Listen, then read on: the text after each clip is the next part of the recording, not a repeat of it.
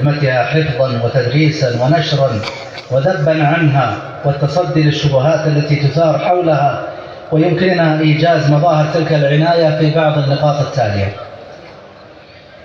Saudi আরব সকল সুন্নতের প্রতি সর্বাধিক গুরুত্ব প্রদান করে এবং সুন্নত বিরোধী যত প্রকার দৃষ্টিভঙ্গি আছে, বক্তব্য আছে, যে সমস্ত খোরাফাত আছে, এই সবগুলির বিরুদ্ধে তারা সবসময় সোচ্চার ভূমিকা পালন করে থাকে।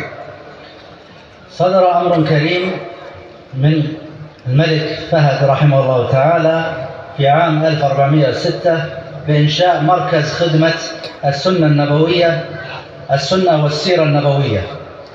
তিনি বলেন, আমাদের প্রয়াত বাদশাহ ফাহাদ 1406 হিজরিতে এই মর্মে সুন্নতের গুরুত্ব ও তাৎপর্য এটা গবেষণা করার জন্য একটি ইনস্টিটিউট প্রতিষ্ঠা করেছেন। وأسندت إدارة هذا المركز إلى الجامعة الإسلامية بالمدينة النبوية. আর এই যে সেন্টার এটা মদিনা ইসলামিক বিশ্ববিদ্যালয়ের সাথে সংযুক্ত।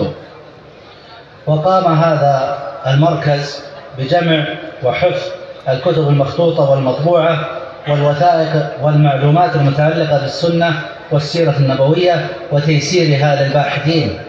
তিনি বলেন, এই যে সুন্নত রক্ষার যে সেন্টার, এই সেন্টারটি অত্যন্ত গুরুত্বের সাথে যেখানে যে সুন্নতের বাণীগুলি পড়ে আছে সেগুলি সংরক্ষণ এবং সেগুলিকে সুন্দর করে ঢেলে সাজানো এবং এগুলি প্রকাশ করার গুরুত্বপূর্ণ দায়িত্ব পালন করে আসছে।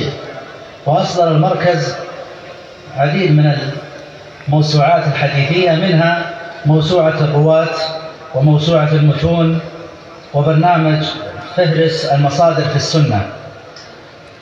তিনি বলেন যে এই সেন্টার অনেকটি বিশ্বকোষ প্রকাশ করেছে, তার মধ্যে তিনটি গুরুত্বপূর্ণ, একটি হলো